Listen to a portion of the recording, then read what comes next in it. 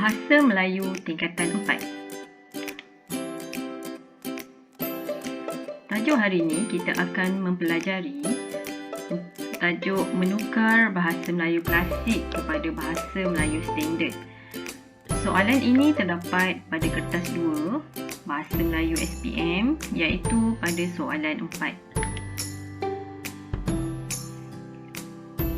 Baiklah, untuk menukar bahasa Melayu klasik kepada bahasa Melayu standard, kita kena faham dahulu apakah yang dikatakan sebagai bahasa Melayu klasik dan apakah ciri-cirinya. Okay, jadi kita akan mengenali terlebih dahulu ciri-ciri bahasa Melayu klasik. Yang pertama, bahasa Melayu klasik ini ayatnya sangat panjang dan kadang-kala berulang-ulang juga berbelit-belit. Bahasa Melayu klasik banyak menggunakan ayat pasif dan susunannya songsang. 3. Kata pangkal ayat seperti sebermula, alkisah, hatta, adapun banyak digunakan. Partikel pun dan lah juga banyak digunakan dalam bahasa Melayu klasik.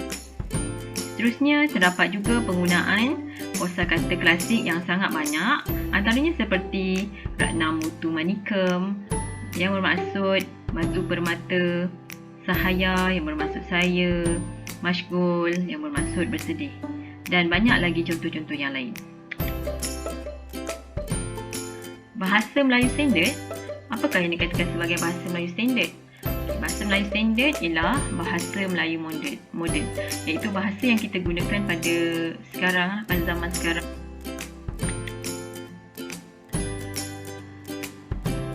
Baiklah, bagaimanakah cara untuk kita menukarkan bahasa Melayu klasik kepada bahasa Melayu standard?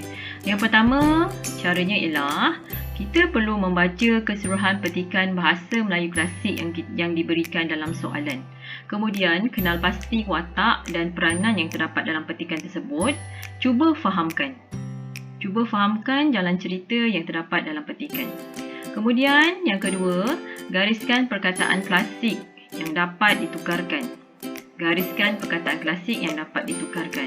Contohnya, terdapat kosakata yang mempunyai maksud yang lain dalam bahasa standard, dan juga kata pangkal ayat boleh digariskan terlebih dahulu sebelum kita menukarkannya. Yang ketiga, bahasa istana seperti beradu, santap, mangkat, bersiram, gering hendaklah dikekalkan. Begitu juga dengan penggunaan kata ganti nama diri seperti baginda, bonda, anakhanda, permaisuri, kekanda juga dikekalkan. Kata nama khas jangan ditukar. Keenam, tukarkan ayat songsang kepada ayat susunan biasa, dan seterusnya keseluruhan teks hendaklah ditukarkan kepada bahasa Melayu standard.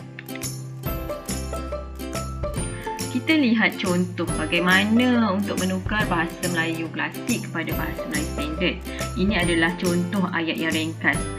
Soalan peperiksaan tidak akan memberikan soalan yang ringkas sebegini. Ini sebagai gambaran awal supaya kita nampak bagaimana untuk menukarkan bahasa Melayu klasik tersebut kepada bahasa Melayu standard. Okey, lihat contoh yang pertama, ayat bahasa Melayu klasiknya. Maka berangkatlah baginda ke istana.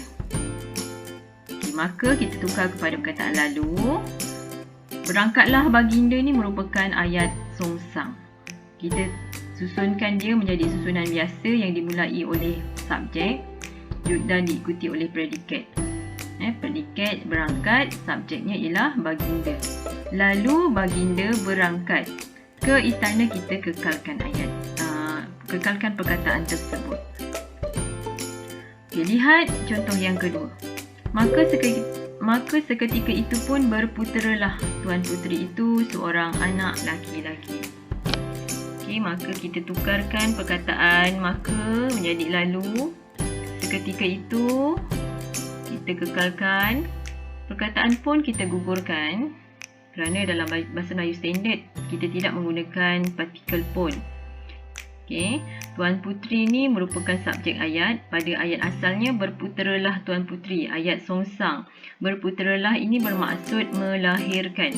Jadi kita susunkan ayat itu dengan dimulai oleh subjek, predikatnya melahirkan. Tuan Puteri melahirkan. Seorang anak laki-laki. Seorang anak lelaki. Contoh yang ketiga merupakan bahasa Melayu klasik dalam dialog. Jadi bila bahasa Melayu klasik tersebut terletak dalam dialog, kita kekalkan.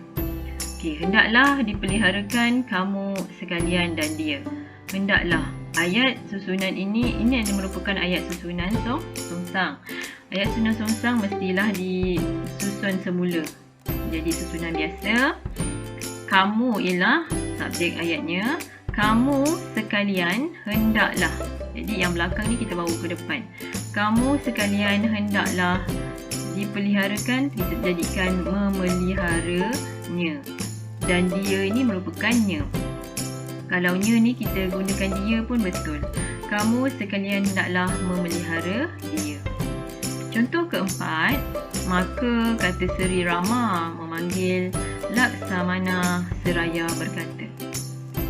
Maka kita gantikan dengan perkataan kemudian. Kata Seri Rama. Kata kita gugurkan kerana di bawah ini dah ada perkataan berkata. Seri Rama kita kekalkan, memanggil kita kekalkan, Laksmana juga kita kekalkan kerana ayat ini telah menjadi ayat susunan biasa yang betul.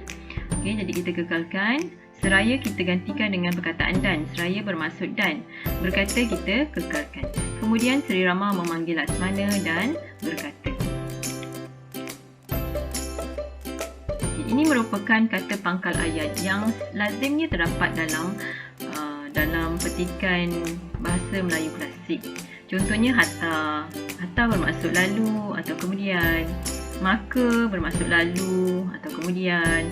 Syahadan selanjutnya. Adapun bermaksud tentang ataupun perihal. Al-kisah, kisah tentang. Kalakian bermaksud ketika itu atau kemudian.